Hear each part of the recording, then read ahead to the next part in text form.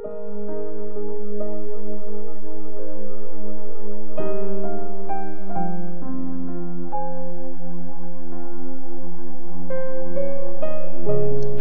chapter 17. Paparusahan ng Diyos ang Syria at Israel. Isang mensahe tungkol sa Damascus. Tingnan nyo, hindi na magiging city ang Damascus. Magiging tambak na gumuhong bato na lang ito. Iiwan ng mga tao ang mga bayan ng Aroer. Magiging tirahan na lang yon ng mga tupa at kambing. Makakapahinga sila at walang manggugulo sa kanila doon. Mawawala ang matitibay na depensa ng Ephraim at ang kaharian ng Damascus, at ang mga nakasurvive sa Syria magagaya sa Israel, sabi ni Lord na makapangyarihan. At sa araw na yon, babagsak ang pagiging sikat ng Israel. Babagsak ang katawan na dating malusog. Parang isang bukid ang Israel sa time na ginagather ng magsasaka ang ani. Tinatabas niya ang mga tanim, at gaya ng harvest na sinimot sa valley ng Rephaim. May ilan pang matitira gaya ng pagkakauga sa puno ng olive. 2 o 3 bunga sa pinakamataas na sanga, mga 4 o 5 sa mga sanga ng namumungang puno, sabi ni Lord na Diyos ng Israel. Sa araw na yon, lalapit ang mga tao sa Creator nila. Titingin sila sa banal na Diyos ng Israel. Hindi na sila lalapit sa mga altar, sa mga gawa ng kamay nila. Hindi na sila aasa sa mga ginawa nila, kahit sa mga symbols man ni Asherah o sa mga altar na sunugan ng insenso.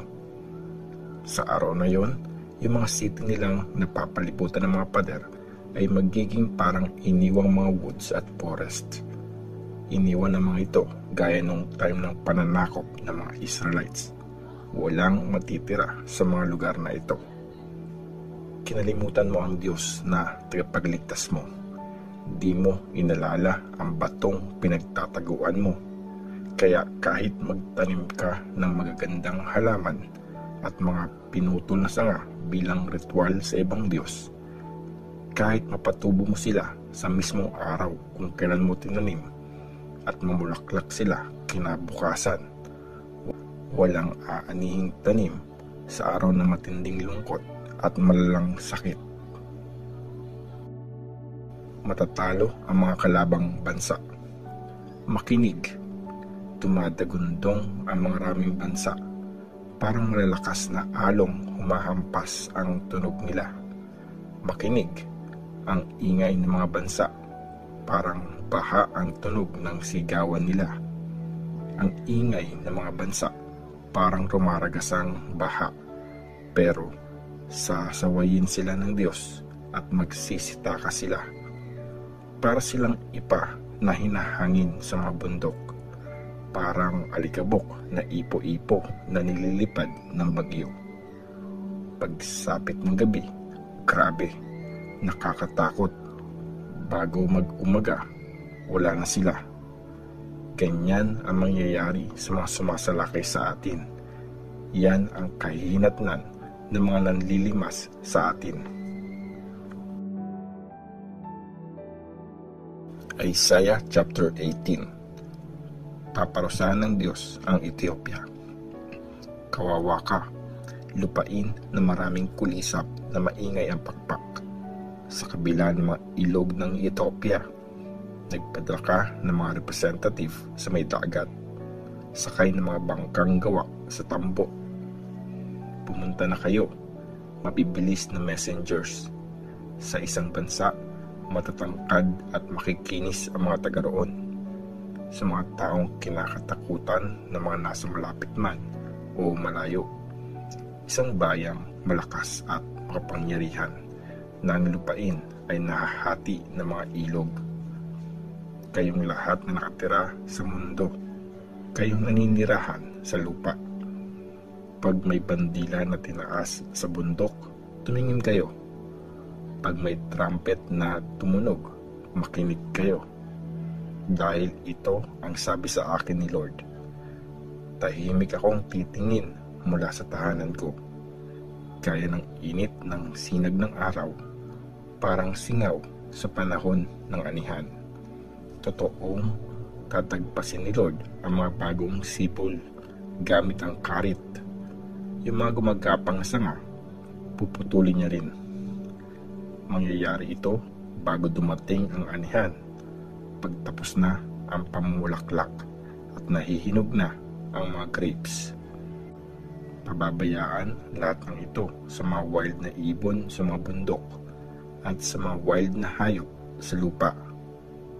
Kakainin yun ng mga wild na ibon sa summer, at sa winter, kakainin ng mga wild na hayop.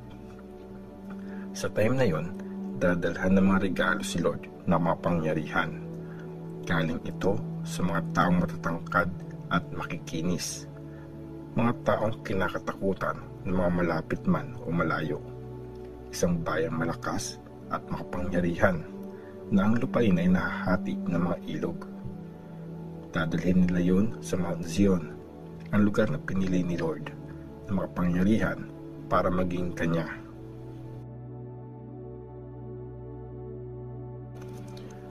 Isaiah chapter 19. Paparusahan ng Diyos ang Egypt. Isang mensahe tungkol sa Egypt. Tingnan nyo, nakasakay si Lord sa isang mabilis na ulap at papuntang Egypt, at ang mga Diyos-Diyosa ng Egypt manginginig sa harap niya. Ang mga Egyptians matuduwag. Paglalabanin ko, Egyptian sa Egyptian. Mag-aaway sila, kapatid sa kapatid, kapwa sa kapwa, city laban sa city, bayan laban sa bayan. Manghihina ang loob ng mga Egyptians at gugulin ko ang mga plano nila. Hihingi sila ng tulong sa mga Diyos-Diyosa at sa mga mangkukulam, sa mga kumukonsulta sa espiritu ng mga patay at sa mga gumagamit ng magic. Ibibigay ko ang mga Egyptians sa kamay ng isang malupit na amo. Isang mabagsik na hari ang mamahala sa kanila. Sabi ni Lord, si Lord na makapangyarihan. At matutuyo ang tubig ng Nile. Mauubusan ito ng tubig. Unti-unting matutuyot ang ilog. Babaho ang mga kanal nito. Yung mga inaagusan ng Nile ng Egypt, mababawasan ng tubig at matutuyo. Mamamatay ang mga tambo at talahib sa paligid nito. Malalanta ang mga halaman sa may Nile, sa mga gilid-gilid ng ilog. Yung lahat ng tinanim sa paligid ng Nile, matutuyo rin. Mawawala lahat ng mga tinanim. Magluluksa at mag-iiyakan ang mga mangingisda, lahat ng namimingwit sa Nile, at mawawalan sila ng gana, silang mga naghahagis ng lambat sa tubig. Sobrang malulungkot ang mga gumagawa ng telang linen, at manlulumo pati ang mga naghahabi. Silang mga tagahabi sa lupain, mawawasak ang kalooban. Magluluksa din naman lahat ng trabahador. Talagang di nag-iisip ang mga leader ng Zoan, ang matatalinong tagapayo ng hari ng Egypt. Kabobohan din ang advice. Paano nila nasasabi sa hari, anak ako ng matatalino, ang mga ancestors ko ay mga dating hari. Sana ngayon ang matatalino mong tauhan? Hayaan mong sabihan kanila at ipaalam sa iyo kung anong plano laban sa Egypt ni Lord na makapangyarihan. Di nag-iisip ang mga leader ng Zoan, pati mga leader ng Memphis. Niloloko ang mga sarili. Niligaw ng mga leader ng mga probinsya ang landas ng Egypt. Ginulo ni Lord ang mga isip nila at niligaw nila ang Egypt sa lahat ng ginagawa nito. Gaya ng mga lasing na nadudulas sa sariling suka. Walang magagawa para sa Egypt. Kahit sinong leader o prophet na sinungaling, kahit mga sikat o di sikat. Kikilalanin ng Egypt si Lord. Sa araw na yon, magiging parang babae ang mga taga-Egypt. Manghihina at manginginig sila sa takot pag inambahan sila ni Lord na makapangyarihan. Kakatakutan ng mga taga-Egypt ang Judah. Lahat na makakarinig tungkol dito matatakot dahil sa plano ni Lord na makapangyarihan laban sa kanila. Sa araw na yon, magkakaroon ng 5 city sa lupain ng Egypt na magsasalita ng Hebrew at susumpa ng katapatan kay Lord na makapangyarihan. Isa sa mga yon ay tatawaging City ng Sun. Sa araw din na yon, magkakaroon ng altar para kay Lord sa gitna ng lupain ng Egypt at magtatayo ng isang haligi para parangalan si Lord sa border ng bansa. Magiging sign at pruweba yon na nasa lupain ng Egypt si Lord na makapangyarihan. Pag may humingi ng tulong kay Lord dahil inaapi sila, magpapadala siya ng tagapagligtas.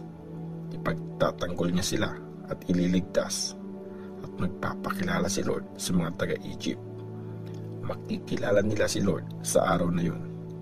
Mag-worship sila at mag-aalay ng offering at susunuging offering. Magpapromise sila kay Lord at tutuparin nila ang mga sinabi nila, at paparusahan ni Lord ng Egypt. Papaluin niya at gagamutin. Babalik sila kay Lord, papakinggan niya ang mga prayers nila at papagalingin sila.